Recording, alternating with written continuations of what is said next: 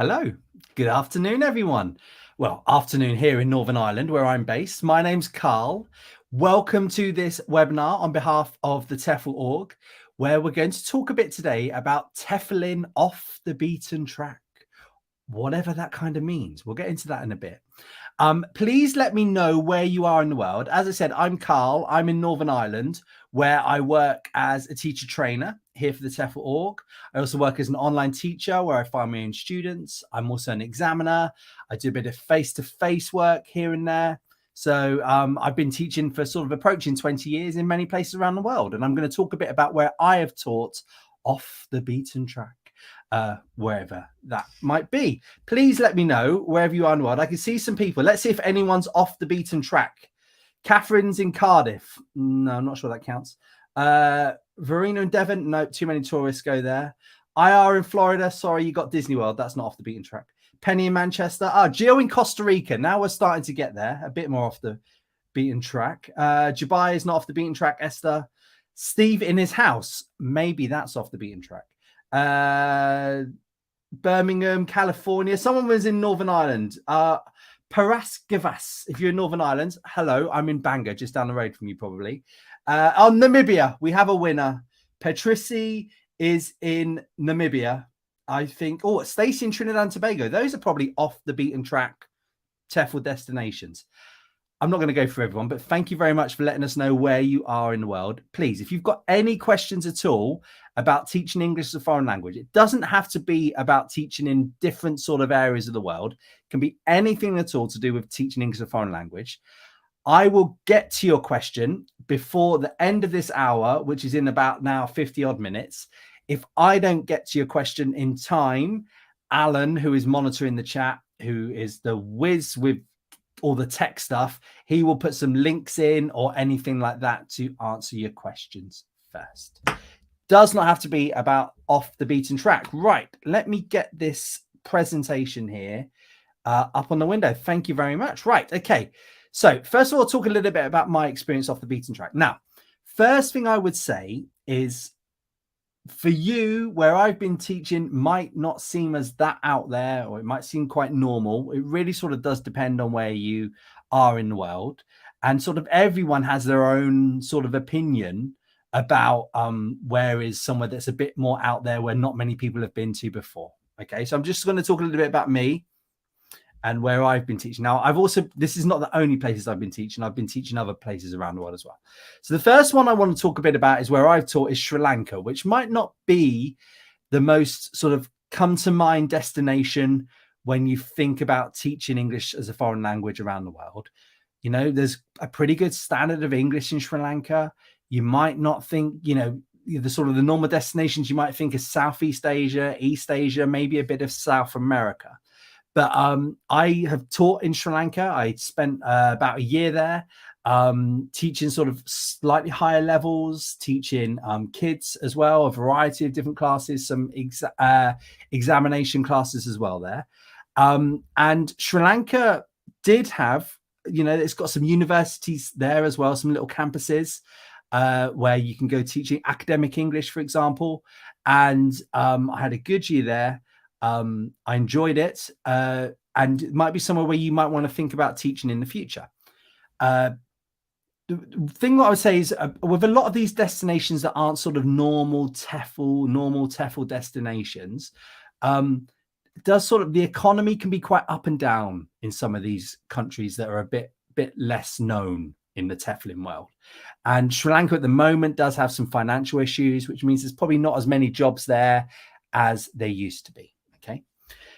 Another place where I've taught is in Iraq in the north, which is there's an autonomous region called Kurdistan, and I taught there. It was a really, really great year I spent there. Some fantastic students, a place that I talk about a lot and think about a lot. So it's really, you know, a cool place you might want to think about. And I've actually seen a job advertised in Kurdistan today. I'm going to talk a little bit about that in a minute. Kazakhstan, I was there for a short contract. Short contracts, you know, you do see them every now and again, but they're not as common as they used to be, mainly because a lot of short contracts are now online. instead of flying someone in. But I have seen jobs advertised there for sort of going there for a year, 2 years. Kazakh students are some of my favorite students I've ever taught. You know, massive extremes of weather, that kind of thing there. Big country, you know, you can ski, you can do all sort of things there. It's a fun place to go to. Azerbaijan, not one of the favorite places I've ever been to in my life, I'll be really honest with you, but still went there and lived there for a while, taught there. It was an experience, and it might be a place that sort of suits you and kind of what you fancy going to. Right, so they're just mine. Now, I should say I've taught in other places as well around the world. If I can control a PowerPoint, yes, I can. I've taught in Vietnam, Japan, China, Spain and Italy. I've been working there quite a bit as well. So although these are destinations, it's not a place that I personally, I've not gone, right, I need to go to really these wild destinations where no one else has been to. But I do think that if you're the sort of person that might wants to go somewhere else that maybe not many people have heard of, then it's definitely possible to TEFL in different countries. Right. So why would I recommend that maybe you're trying to think about teaching somewhere where it's a little bit less known in terms of TEFL? The first thing I would say is I think it can be very rewarding.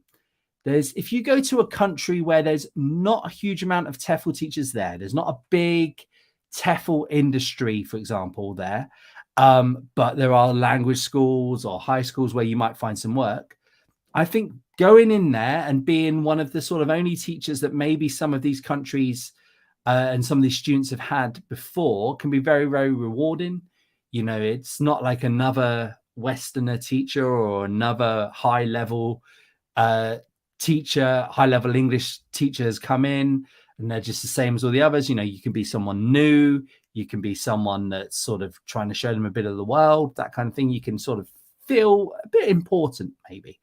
And you can really help some of these students there who might not have access to great teachers. So I do think it's very rewarding. I have also found that in these sorts of countries, I find it easier to meet the local peoples and maybe become friends with the local people. You go to Vietnam, you go to China, you go to Japan, fantastic, amazing experiences, but there's a lot of teachers there. The local people might not, you might not seem so different, if that makes sense, to a lot of the other sort of tourists that are there. And, the local, if you go to somewhere where it's a bit different, a bit off the beaten track, then you might find that they're just a little bit more open to sort of trying to become friends and people are a bit more interested in you. So that's what I've found myself. I also find that if you go to a place where, say, there's a language school and say there's only sort of 5 or 6 teachers there, you can tend to, if you want to, get a wider range of experience because they haven't got such maybe large numbers of students there, that they could have sort of a different type of classes. So you might find that you're teaching a bit of business English, a bit of young learners, a bit of general English, or maybe a bit of exam prep, instead of teaching just sort of general English or young learners English all the time. So I've found if the sort of thing that you want to do is to try and do a lot of different classes, and I wouldn't really recommend this when you first start teaching, but if that's something you fancy doing, then maybe going somewhere a little bit less known can open that door for you. And then finally, you can see parts of the world that are less traveled. I don't meet many people that have been to Azerbaijan. I don't meet many people that have been to Iraqi Kurdistan. I have met lots of people that have been to Sri Lanka on holiday, but I don't know many people that have traveled there and maybe had the same sort of local experience that I had when I was there. So, you definitely can see parts of the world less traveled if you want to doing TEFL. Okay. Right. So where in the world should you go? Now, what I would say is every country in the world has someone learning English. Now, I can see here, Smith D has asked what about the Korea Republic?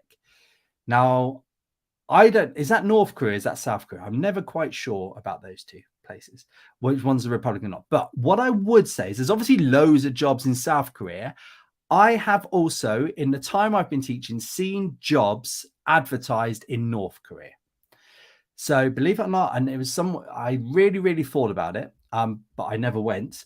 But I have even seen jobs advertised in North Korea. I promise you, I haven't seen one for a little while now because it has some real, there's problems with famine and that kind of thing. I've heard, if in the newspapers at least. But I'd say every country in the world has someone learning English. It does, yeah. And learners need teachers.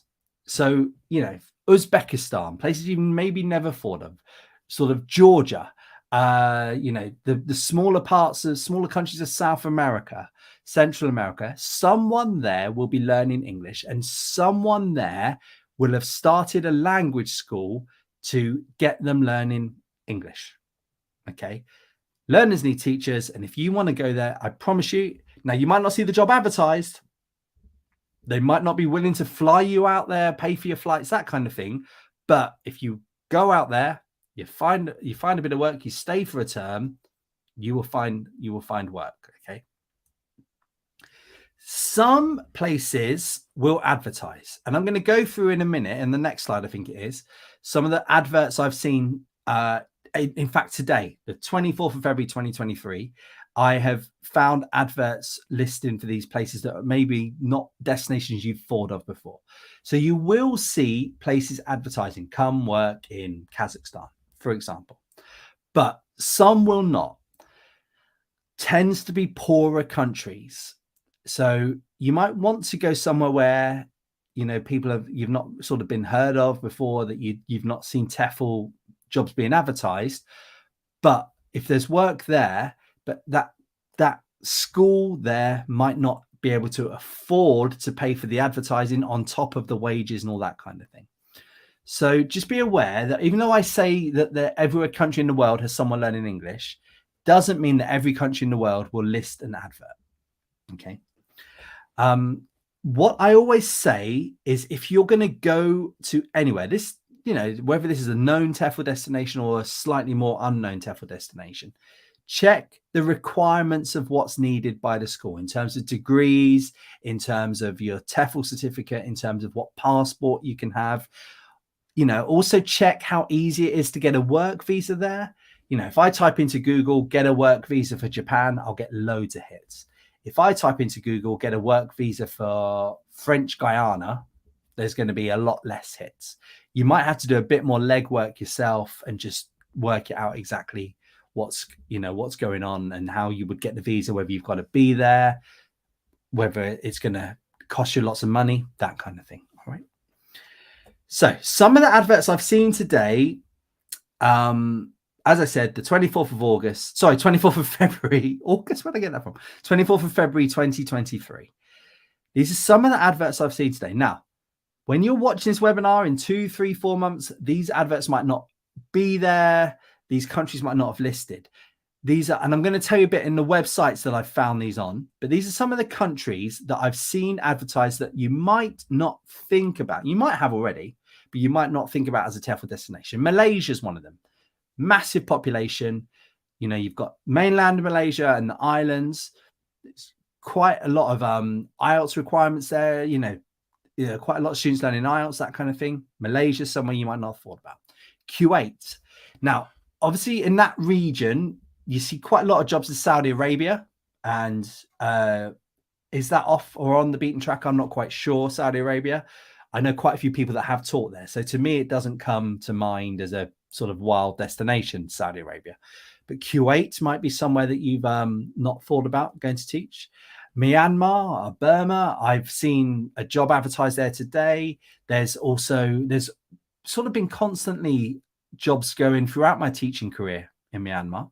So that might be somewhere you might fancy. Instead of going to Southeast Asia, people think of Thailand, maybe Cambodia, Vietnam. Myanmar might be somewhere a bit differently you think about. Now, obviously, everyone's heard of Russia. You might not want to go there at the moment. You might want to go there at the moment. I don't know, but I've seen jobs advertised in Russia today. I saw a job advertised in Djibouti today. These are all EFL jobs. All of these have different requirements. I'm not going to go through each of them and sort of say, this one needs a degree, this one doesn't need a degree, blah, blah, blah. You got to have a look at that yourself. But geez, these are some of the ones I found today. Honduras, that sounds like a great little place to go to. I'd love to go teach over there. Bahrain, I saw a job advertising in Bahrain, Slovakia, Morocco. I've seen a job advertising in Kazakhstan. I would be out there if I could. I saw a job advertised today in the Galapagos Islands. Can you imagine that off the coast of Chile with all the big statues? Wow. That, if I was a bloke in my mid-20s, if I was 20 years younger, I would be out there like a shot if I could get on that job. And I even saw a job in Iraqi Kurdistan where I met my beautiful wife and where I had a great few months and made some really good friends. Now, these are just some of them. Now, I sort of stopped when I filled the screen. But these are all places where I've seen EFL jobs advertised today, the 24th of February. Have a look. See if any of those you like. And I'm going to show the websites in a minute. All right. So any drawbacks to going out there and being like this crazy guy that's filling up an Instagram or a TikTok with pictures from Iraq? Right. Now, sometimes for these countries, did I get Galapagos wrong, James? There, I always thought it was in Chile. Galapagos is in Ecuador. I apologize. It's near Chile, isn't it? Yes. Okay. I apologize if I got that geography wrong. Thank you for correcting me. Please do correct me if you disagree about anything in the chat. I really don't mind. Right. So any drawbacks to going to some of these places? Right. Now, sometimes you might find that there's really high pay in some of these places. Somewhere where, there's a little bit not quite as normal as the normal TEFL destinations. You might see jobs and you might think, wow, that is pretty good pay there. For example, somewhere like Kuwait, got a bit of oil there. Azerbaijan, there's a bit of oil there. Some jobs in Iraq at sometimes have been quite well paid, depending on the oil prices, that kind of thing. However, some of these countries, as I said before, they might not have a huge amount. The school might not have a huge amount of students. They might be on sort of way for thin profit margins. So they might not be paying you a huge amount of money. What I would say is, as a TEFL teacher, you're never going to be a millionaire. But as a TEFL teacher, you'll always be comfortable. And if it's a low wage, you think, well, I'm not going to go there. Perhaps it's a really cheap cost of living. Also, check if they'll help you with accommodation, will they pay, that kind of thing. Do they pay any flights? Think of it as a package instead of just a general wage. The other thing to think about is tax. Some of these countries have no tax. Now, this might be a positive thing or this might be a negative thing. It might be very different from your home country. Some of these places where maybe they don't have as many tourists coming through. Maybe they don't have as many sort of big chains. Maybe there's not a McDonald's there. Maybe there's not a KFC there. Maybe there's not, big supermarkets that you're used to. You might see that as positive. You might see that as negative. I think there's no. Who am I to say that it's wrong to go abroad and live and eat and live on McDonald's? It's up to you. You've got to make that decision. There have been times when I have been abroad and all I want is something that feels like home. So I've been in, a TEFL destination and I thought, do you know what? I would just love some English, British food, and you might find that if you're in a country where there's not the tourists, it's not set up for tourists, it's not set up for TEFL teachers, right? You might find that it's quite different. So just have a little think about that. Check the terms and conditions of your contract if you're going to go work in some of these places, because they might have a very different way of working than you're used to. And they might expect more of you. They might expect less of you. You might be expected to do to work 6 days a week, to do split shifts, as with any job, but check the terms and conditions. You might also feel a bit isolated if you're going out there and it's not a place where there's lots of other teachers working there, because it's not a massive school. And you might feel that, you're a bit on your own there. Some people like this. Some people think that's the part of the reason of going abroad and teaching in a far-flung place. Fantastic. Go for it. But just be aware that, you might be working in a small school and, you might not have as many people around you as you would if you went and worked at a big school in China or Japan or something like that. Also, just because it's a cheap place to live in doesn't mean it's the cheapest place to get to or to get from. And, airlines work in terms of the numbers, the cheaper the flights are. There's reason why sometimes it's cheap to fly from London to New York than it is to fly from London to Azerbaijan. There's just more competition. There's more airlines. So if you've got to pay your own flights, it can be quite expensive to get to some of these destinations. Or if you're there and you want to get home, it can also be a bit more expensive. So just something to think about. Yeah. Now, how to find some of these jobs. Now I'm coming to the end of my presentation. I can see some lovely questions coming in. So please do keep any more coming in if you've got any. Right. So how to find some of these jobs. So I think a great place to start is TEFL.org. If you go on that website, TEFL.org, it's our company. We trust it. We think we do a good job. We hope we do a good job. We train teachers. We have trainers that have been to many places and have been taught around the world and have taught for many years. It's run by people who have done TEFL. There are jobs advertised on there, and you might find that some of those are suitable for you if you want to go somewhere a little bit out there. ESLcafe.com is another great place to find jobs. That's got an international job board. You can just scroll down, look at all destinations. Yes, there will be hundreds of jobs in China, Japan, Vietnam. Those the normal places. Great place for that. But if you're just looking, Honduras or Galapagos, which is in Ecuador, or Iraq. Have a look there. Another place is TEFL.com. They're a different company from us here at TEFL.org. TEFL.com is just a website about TEFL. TEFL.org, we are a teacher training company.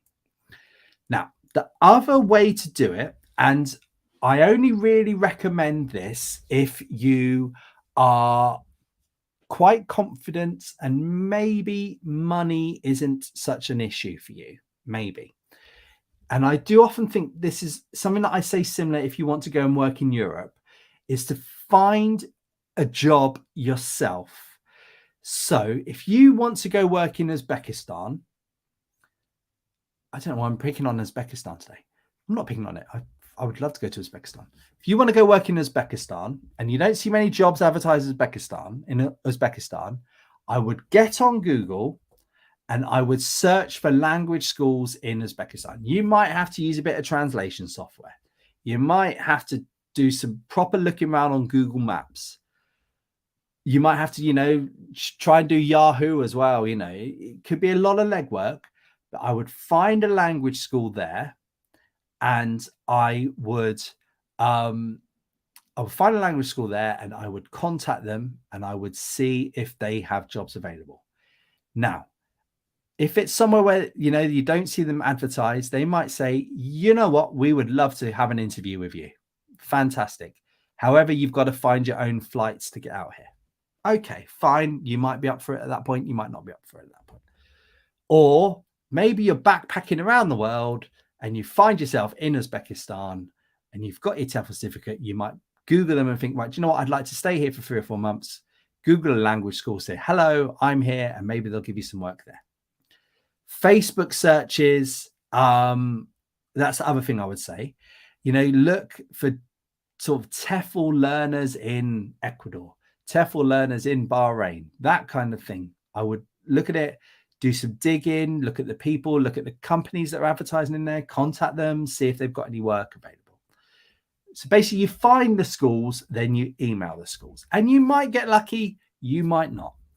They might set a condition that you don't want to do. They might not. They might even say to you, we can't do full-time hours. Again, that sort of depends on you, but I bet you that there's a language school somewhere, if you do a bit of work, that will find you, that will take you on in some degree or form if you've got good applications and you can do a good interview, which I've done webinars about before.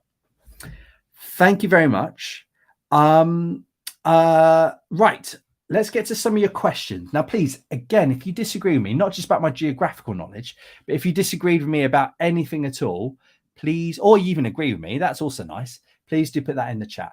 I'm just gonna have a quick look. Was there any more off the beaten track destinations? I still think Namibia or Trinidad and Tobago were the winners. Yeah, I think so. Right, Esther, hi. Are job applications open all year round in places like Japan and South Korea all year round? Esther, right. Japan and South Korea, there's a constant need for teachers in these countries. Now, what you might find is that companies are advertising and they have big peak periods when they want you to start. Tends to be sort of October, January, February, maybe sort of April times. But you find that companies advertise all year round. So just because you might see an advert now to go work in Japan where they don't want you to start till May, you might find that.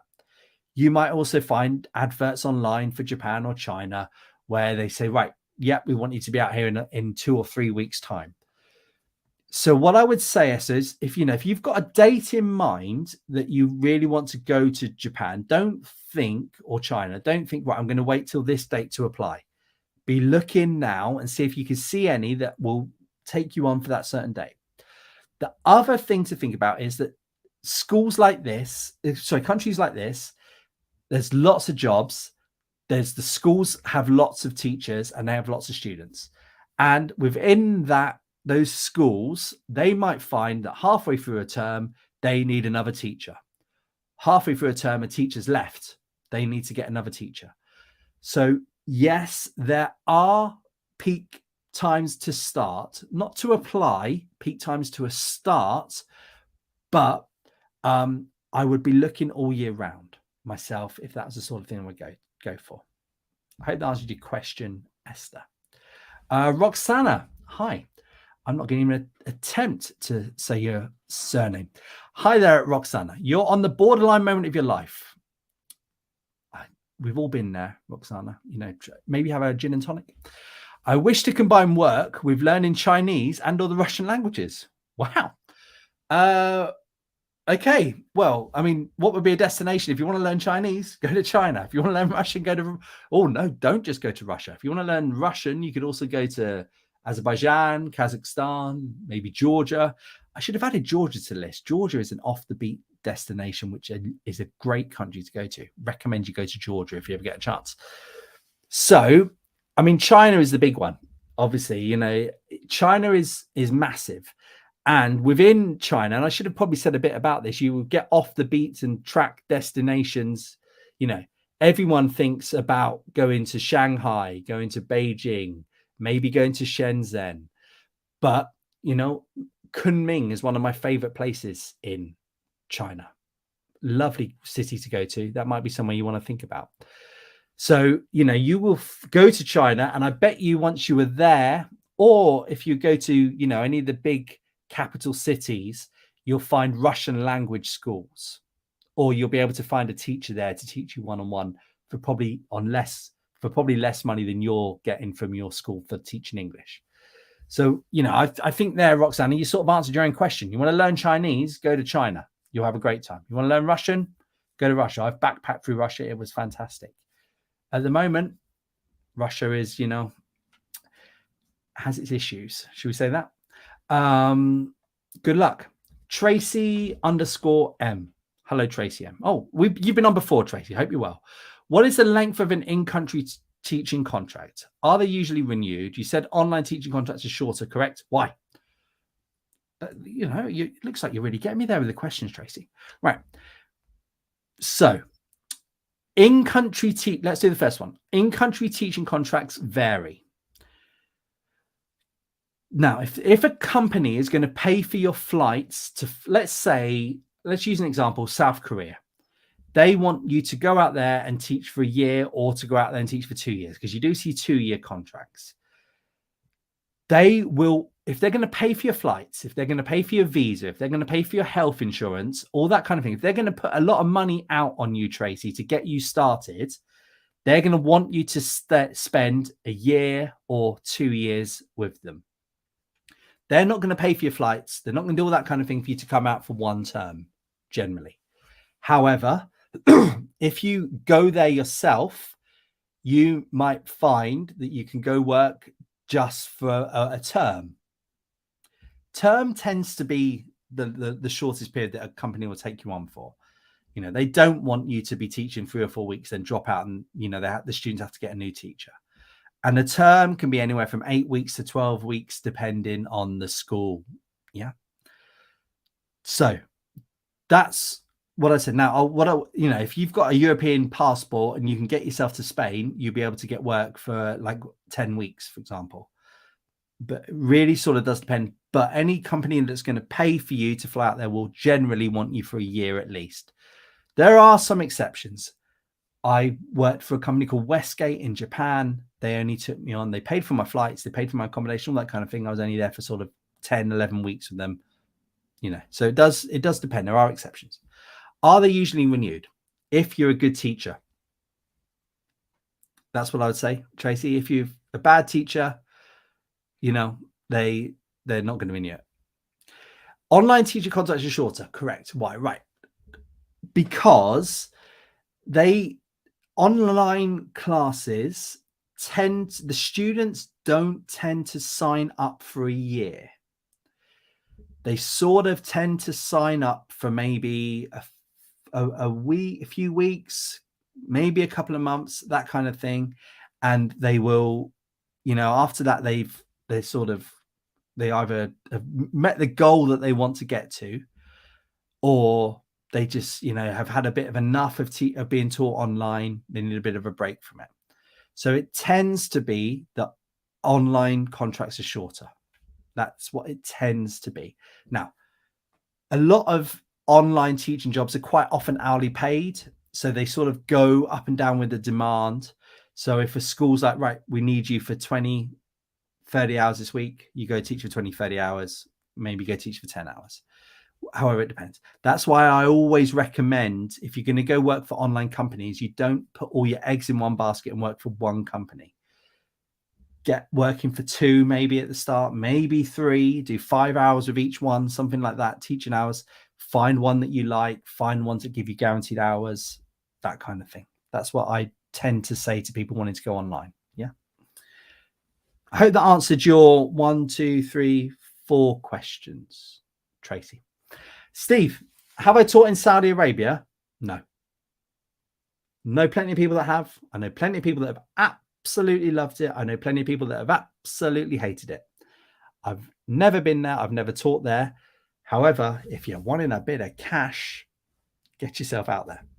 Good luck, Steve. There's also a lot of jobs advertised in Saudi Arabia.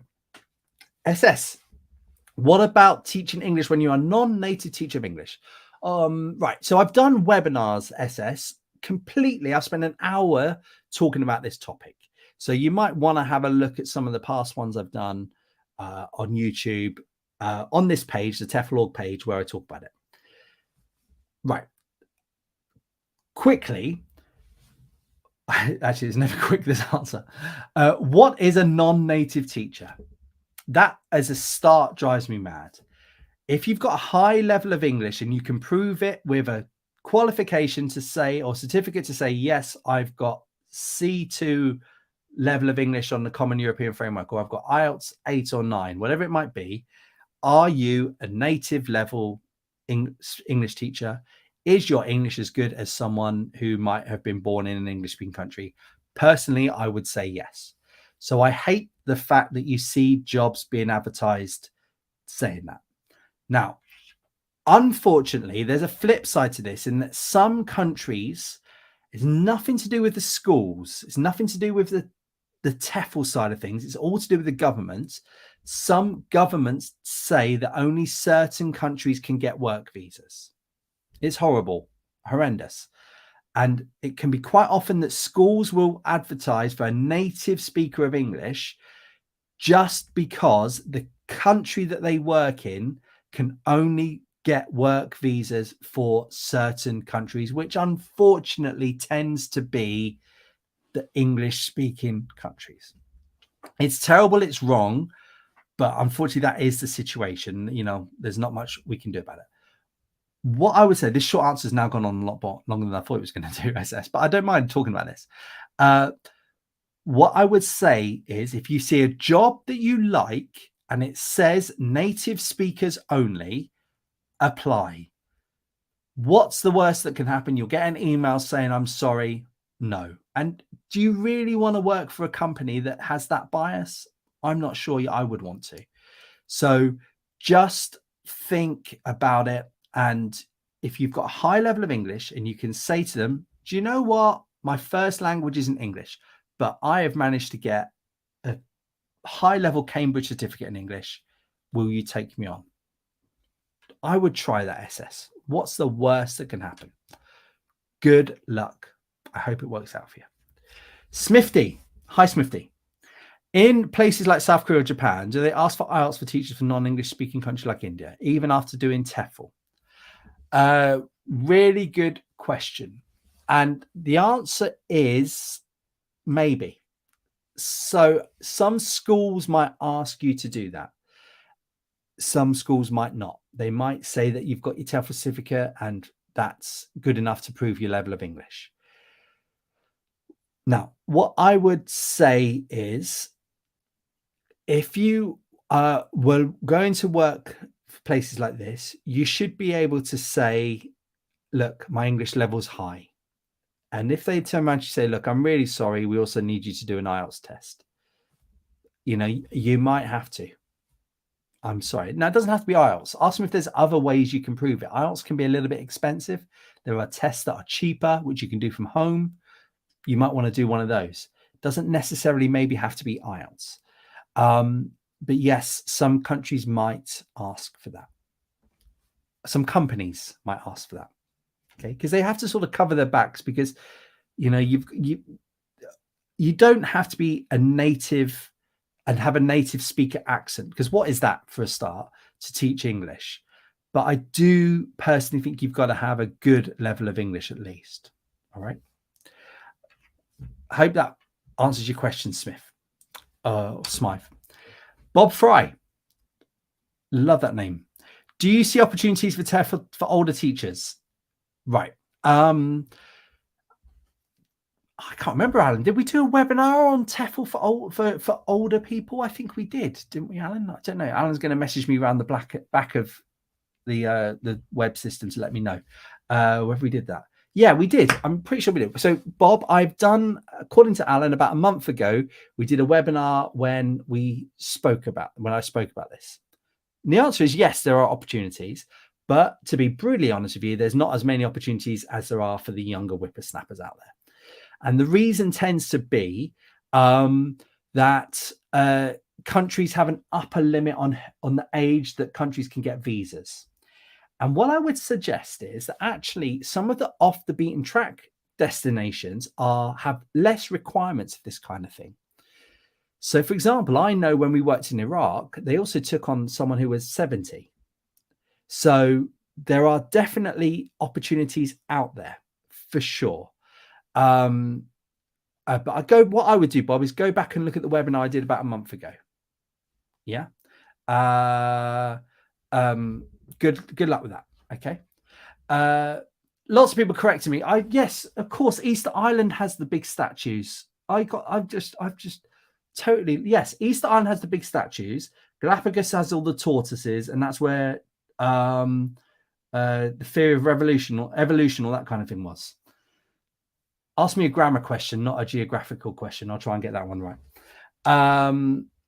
Thank you, Brenda. And who else messaged about it? I think it was. I can't remember who it was, but whoever corrected me about it, thank you. Please do. Let me know if I've made a mistake. Trinity.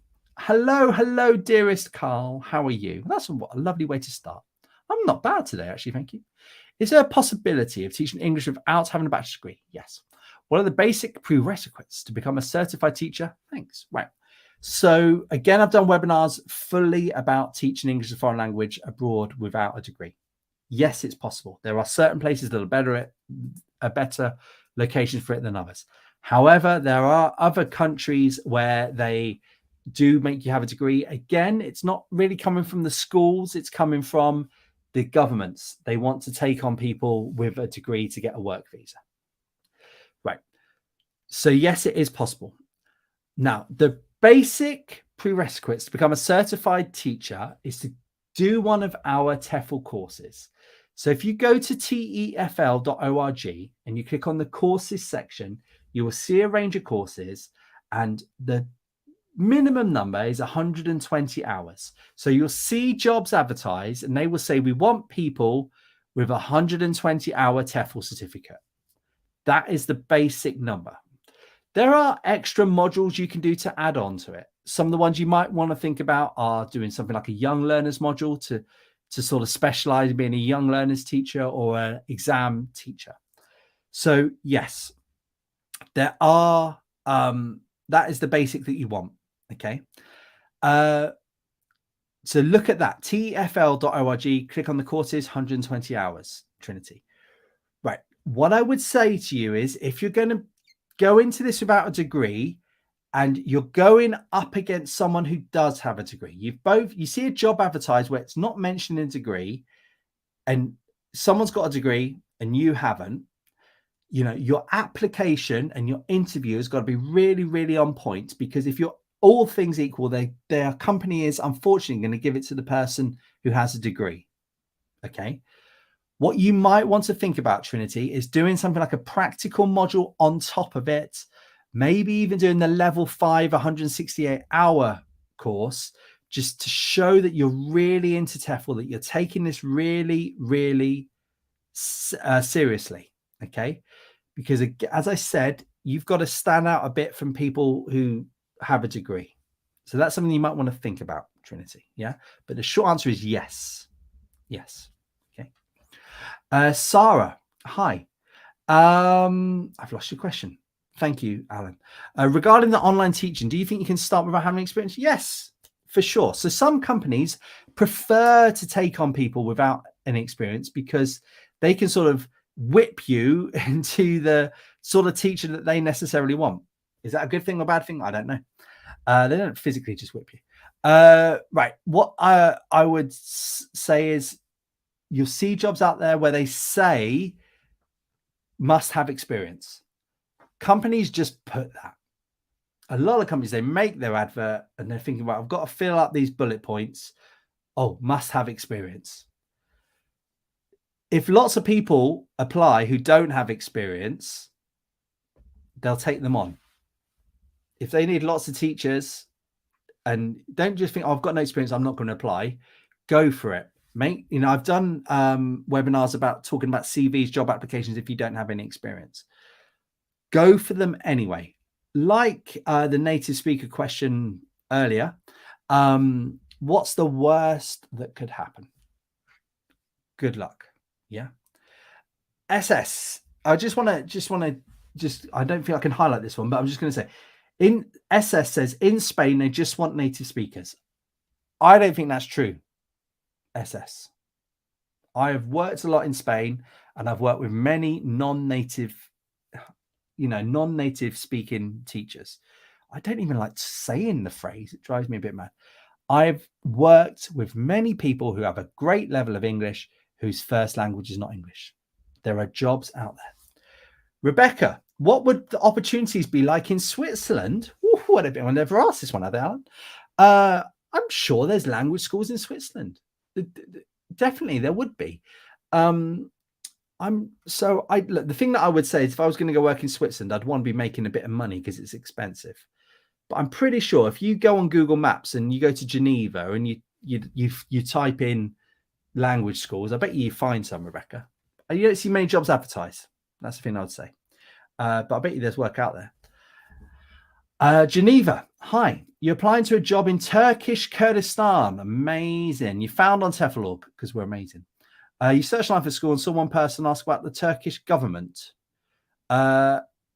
you know, obviously there's been, you know, horrendous times recently, the last few weeks, haven't there, in Turkey, and that's in the south. I don't think it was in that Kurdish region, but it's not far off there for sure. You know, I don't know enough about Turkish politics to be saying about the government. All I know is I've been to Istanbul a few times and I absolutely loved it. And I also know that the Kurdish students I've taught before have been fantastic. That's all I know, Geneva. But, you know, great opportunity. I think I'd love to go out there. Ashley, do I have any advice for teachers who want to write textbooks for English students? Wow. It's not my field at all. I've tried to write a textbook and I was terrible at it. I just find it boring. But I know other people out there that absolutely love it. Don't let that put you off. Do I have any advice for it? I think try a bit. I've heard that a good way to get into it at the start is to try and find a niche. So, you know, don't try and write a textbook for everybody learning English. Maybe try and write textbooks for a certain, you know, for a certain nationality or for a certain age range or a certain type of English. That's what I say. But I'll be honest with you, Ashley, I think there's probably groups on LinkedIn where there's advice. I think I'm even in a couple of them, you know, group for writers, that kind of thing. That's what I would do.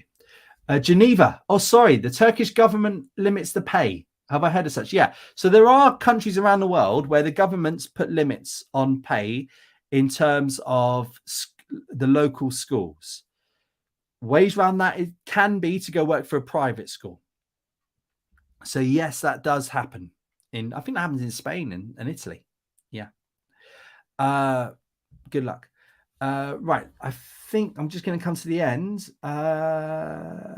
Esther. Oh, yes. What a lovely question to maybe finish on.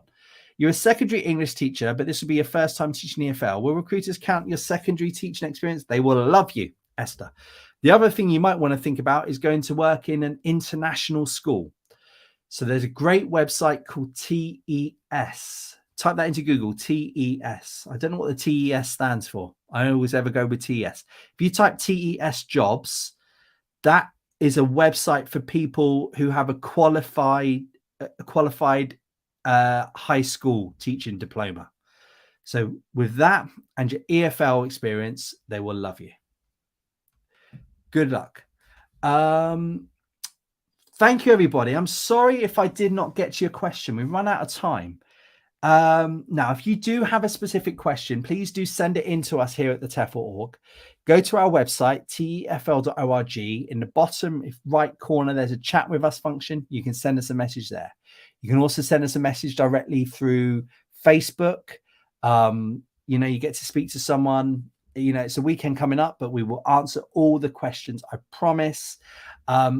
We also go through these messages and we try and answer a few of them over the weekend. We don't get through them all really quickly, really honest with you, but we will get round to them eventually. But if you really do have a proper question, go to our website, tefl.org, click on the chat with us function. You can send us a message through there, or someone will reply to you instantly if there's someone in the office. Please give it a thumbs up. I know my geography knowledge was terrible today. I'm sorry about that. Please give me a thumbs up. Please do that like. If you put into the chat that you liked me, or you put into the chat, not that you like me, but you like the topic or you didn't like the topic, please do put that in there. We love to read all those comments.